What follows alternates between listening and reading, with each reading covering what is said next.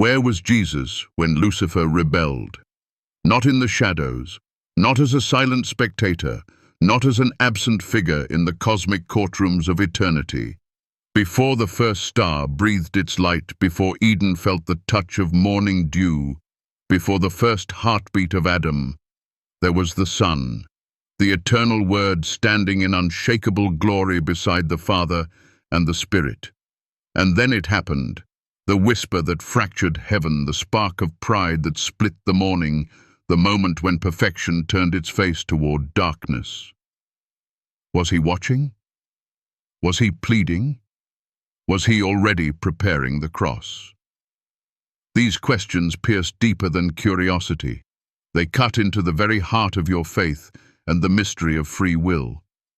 Because if Jesus was there when the brightest of angels fell, then every rebellion, every shadow, every war in heaven and on earth is centered on him. This is the story few dare to imagine, a story hidden in plain sight, written before time began and echoing through every page of Scripture. From the heights of heaven to the dust of Eden, from the throne to the thorns, it is a thread unbroken. In this journey, you will see the glory of the eternal Logos. Before there was sin, you will walk into the pride of Lucifer and see the true target of his rebellion.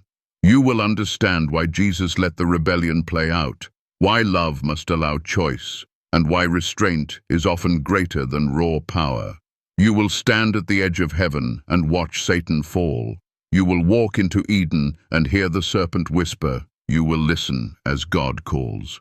Where are you? And you will witness the first promise of redemption long before Bethlehem's star was lit. Every scene, every battle, every question will pull you deeper into the truth that Jesus was never absent, not for a moment, not in heaven, not in Eden, not in your life now. So as you listen, let the questions stir you, let the answers heal you. And if something in this message shakes you to your core, tell me in the comments what it awakens inside you. Share this truth. Subscribe so you do not miss the rest of the story, because this is not just history, this is your story too. Before time itself unfolded, before the pulse of history began, heaven was a realm untouched by shadow. Imagine the expanse. Not cold, empty space, but an ocean of light, living, breathing with the song of creation itself. The throne of the Almighty stood as the heartbeat of eternity, and beside him was the Logos, the eternal Word, Jesus Christ, not as an afterthought, but as the Alpha, the origin, the voice that called galaxies into being. In the Greek tongue, Logos means more than word. It is the divine reason, the ultimate truth, the mind of God, clothed in expression. In the Hebrew heart of Scripture, it is the very breath of Yahweh, moving, speaking, shaping. John 1:1 whispers yet thunders. In the beginning was the Word, and the Word was with God, and the Word was God. He was not created. He was not a mere witness. He was the architect of creation, co-eternal with the Father and the Spirit, the triune perfection that had no beginning and knows no end. Different streams of faith describe this mystery in varied ways. In Protestant theology, the Logos is the clear, unveiled Jesus, God in the flesh, God before flesh. In Catholic tradition, he is the second person of the Trinity, the eternal Son begotten, not made. In the Eastern Orthodox mind, he is the divine bridge, the uncreated light, through whom all reality is sustained. Yet across every confession, one truth remains immovable. His being is not bound by time, and his presence was never absent. This truth changes how we see Lucifer's fall. For if the Son was there, then every event, even the rebellion, was not a fracture outside God's plan, but part of the canvas upon which redemption would be painted. Understanding his eternal nature pulls the curtain back on a reality few dare to face. Before sin, before sorrow, the cross, was already in view. It is a humbling thought that the Lamb was slain from the foundation of the world. And this lesson is not just theology to memorize. It is the anchor for your faith. Because if he was there before the first act of betrayal, he will be there in yours. He was there before the first tear fell, and he will be there when the last one is wiped away. In that perfect heaven, before the shadow crept in, there walked an anointed guardian, dazzling, radiant, a masterpiece of God's own design. The prophet Ezekiel describes him as full of wisdom and perfect in beauty.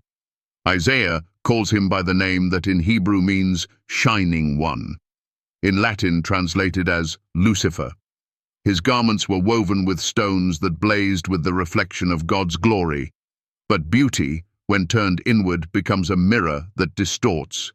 The words recorded in Isaiah 14 are not mere poetry. They are the X-ray of a corrupted heart. 5 times the rebel said, I will ascend. I will exalt my throne. I will sit on the mount of the congregation. I will ascend above the clouds. I will make myself like the Most High. It was no small ambition. It was the seed of cosmic treason. Pride did not begin as open war. It began as a private whisper in the corridors of his own mind. It was the shift from awe to entitlement, from worship to self-worship. And pride, left unchallenged, always births destruction. We have seen it in the halls of kings. Nebuchadnezzar standing on his palace roof, claiming the kingdom by his own hand, until God humbled him to crawl like the beasts. We have seen it in Saul, chosen yet consumed by jealousy, until he turned against the very one God had anointed. Pride blinds, isolates, and consumes until nothing remains but ruin. The lesson here is piercing. Pride often begins subtly, even in the presence of perfect light. And if it can happen in heaven, it can happen anywhere, in a church pew, in a home, in the quiet thoughts of our own hearts. But the rebellion was not aimless. It was not merely an abstract lust for power against the Father. At its heart, it was aimed at the Son. The throne of God is not empty space. It is the place where the Father and the Son reign in perfect unity. Revelation 12 gives us a picture.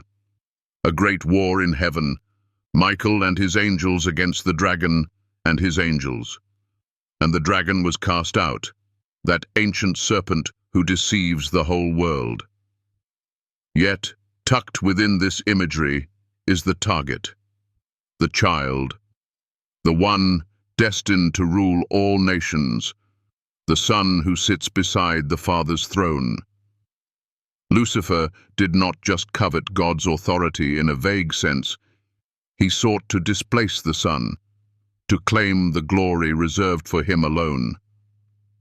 This is why understanding the Christ-centered nature of this conflict changes everything. This was not a neutral struggle between abstract forces of good and evil. It was an assault on the heart of redemption itself. Many mistake this as a generic power struggle, as if heaven were a political battlefield. But it was far deeper. It was the ancient hatred for the one through whom and for whom all things were made. And this same hatred moves through history, always seeking to twist, to distract, to diminish the glory of Christ in the eyes of creation. Recognizing this helps us read every page of Scripture with new eyes. The war is not random, it is relentlessly aimed at the Son. It helps us see our own battles differently too. The enemy's rage against you is ultimately because of the image you bear and the spirit that dwells within you, both of which tie you to him.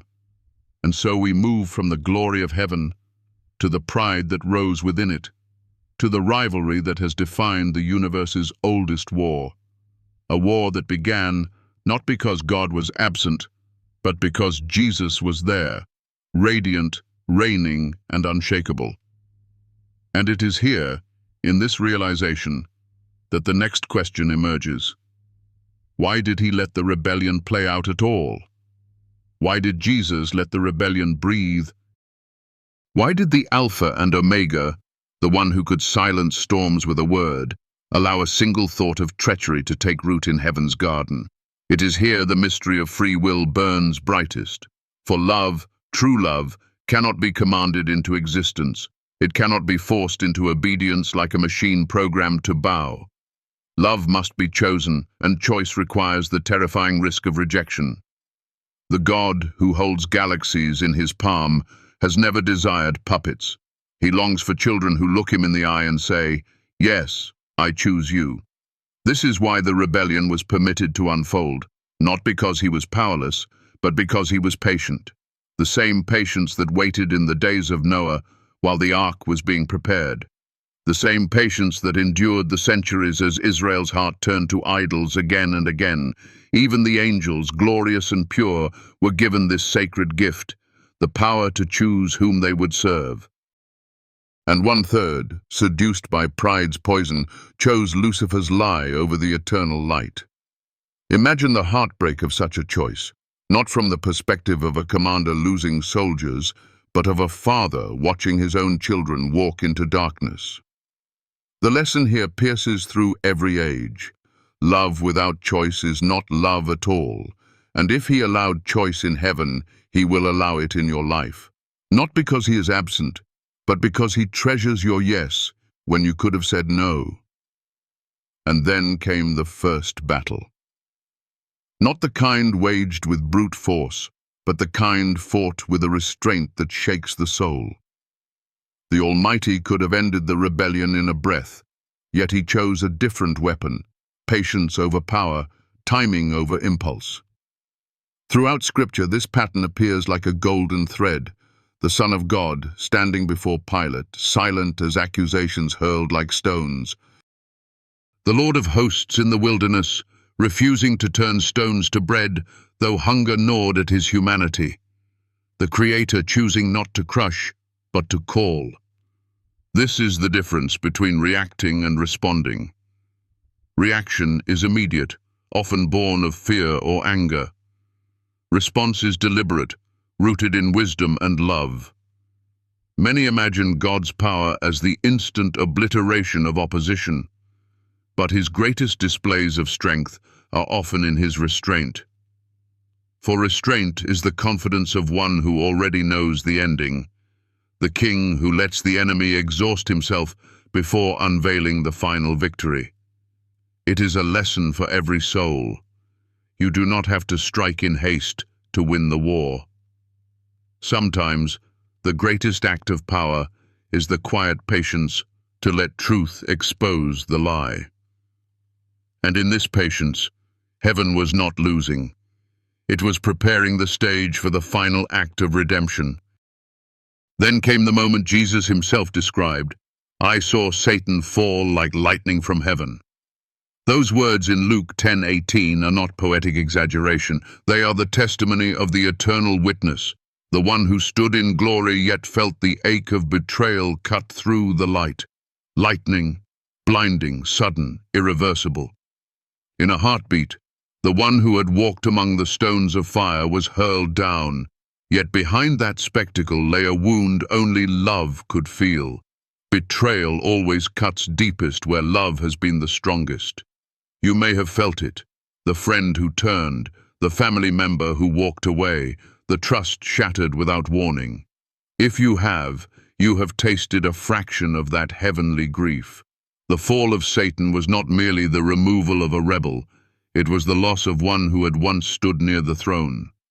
Imagine watching someone you had adorned with beauty, entrusted with purpose, now twisted and raging against the very heart that made them. And yet, even in this loss, the Lamb did not become bitter. This is the mark of divine love, the ability to be wounded yet remain pure, to see the treachery yet still move toward the cross for the sake of those who would betray him again and again. The pain of betrayal, magnified by the depth of love, becomes not a reason to close the heart, but the very fuel for redemption's fire. And from this fall, the war was not over. It simply shifted its battlefield from heaven to the dust of earth, from heaven's courts to Eden's garden. The battlefield shifted, but the enemy's strategy remained chillingly familiar.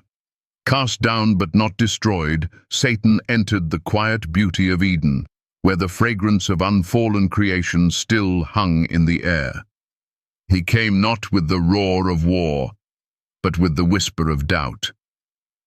It was the same whisper that once wove through the minds of 1/3 of heaven's host. Is he truly good? Is his word truly trustworthy? Could there be something he is keeping from you? In heaven, he stirred discontent among angels. In Eden, he planted suspicion in the heart of Eve. The serpent's craft was not in the force of his attack, but in the subtlety of his questions. The same method he used then, he still uses now, rarely shouting his lies, but weaving them softly until they feel like your own thoughts. And in that sacred garden, the pre-incarnate Christ walked, the eternal Son present before Bethlehem's manger, the one who spoke the world into being now walking among the trees. His presence was not distant, for even as humanity took its first steps toward ruin, the Redeemer was near. The lesson whispers across the centuries. The enemy rarely storms the gates. He slips quietly into the heart. And when the fruit was taken, when the bite echoed louder than the birdsong, there came the sound of the Lord walking in the cool of the day. Genesis 3:8-9 records his question, "Where are you?" Not because he did not know, omniscience does not need directions, but because he desired confession, self-awareness, and a return. This is the heart of God. He asks not to condemn, but to invite. Just as he called Adam and Eve from behind the trees, he calls you from behind whatever fig leaves you've sewn together to hide your shame. "Where are you?" is not the voice of an accuser. It is the voice of a father searching for his lost child. It mirrors his question centuries later to Isaiah, "Whom shall I send?" Not because he lacked candidates, but because he sought the willing heart. The tragedy is that many hear his question and run deeper into the shadows, mistaking it for wrath rather than rescue. The truth is, when God calls your name, it is an invitation to step out of hiding and into healing.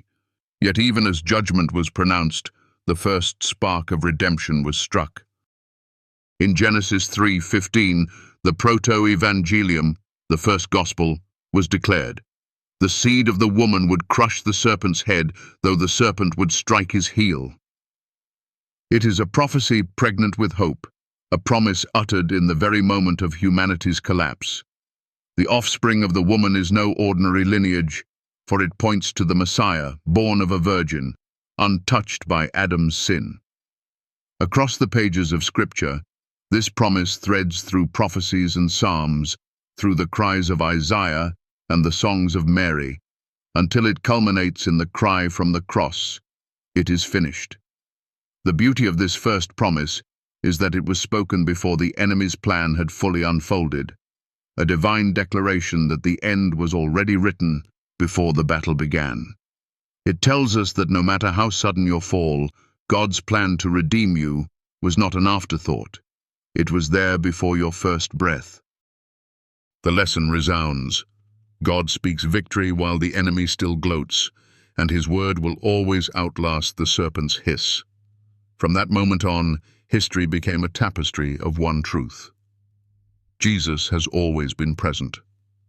In heaven before the rebellion, in Eden after the fall, in the wilderness when Israel wandered, in the furnace with Shadrach, Meshach, and Abednego, on the shores of Galilee, on the hill of Calvary, and in the quiet corners of your own life, when you thought you were alone. He is not a distant observer, stepping into the story only at the cross. He is the author who has been in every scene. And when you consider your own falls, the betrayals, the failures, the moments you turned away, you must know he was there, not merely as a witness, but as a redeemer already weaving your restoration. People across the ages have testified to this. The addict who felt an unseen hand pull them back from the edge, the grieving mother who sensed his presence in the midnight hours, the skeptic who found him in the very place they thought he would never be. Your story is not too small for him to enter, and your pain is not too great for him to carry. This is the unshakable reality. In every fall, in every battle, in every breath, Jesus has always been there, and he always will be. There comes a moment when the story we have been walking through together is no longer just words on a screen, no longer merely history or ancient prophecy, but a mirror held up to your soul.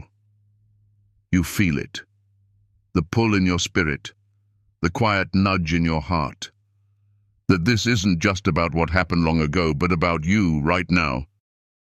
The same God who spoke light into existence, who walked with Adam in the cool of the day, who stretched out his arms on Calvary, is still speaking into your life this very moment. And the question remains, the same one he asked in the beginning. Where are you? Not in terms of geography, but in the posture of your heart. Are you hiding among the trees, or are you walking toward him in the open? Are you listening to the whisper of the serpent, or are you letting the voice of your shepherd guide you back home? These are not questions for yesterday or tomorrow. They are for now. Because every breath you take is proof that your story is still being written. The battles you've fought, the scars you carry, the nights you've cried when no one knew, they are not wasted. They are the soil where God plants seeds of redemption. And those seeds, if you allow them, will break through the hard ground and grow into something so beautiful that even the enemy will regret ever touching your life. This is why we talk about Jesus not as an abstract figure from ancient texts, but as the living Word, the one who still meets you in your wilderness, still sits beside you in your valley, still stands before you in your Gethsemane moments and whispers, "Not my will, but yours be done." He is the unshakable anchor when the storm swells, the voice that still says, "Peace, be still," even when the winds scream and the waves threaten to swallow you whole. And maybe this is the part where you feel torn, where part of you longs to run into his arms, but another part fears what surrender might cost. Let me tell you this. Surrender will cost you everything you were never meant to carry in the first place. Your shame, your fear, your striving, your need to control every outcome. In exchange, he gives you himself. And once you've tasted the depth of his love, nothing else will satisfy.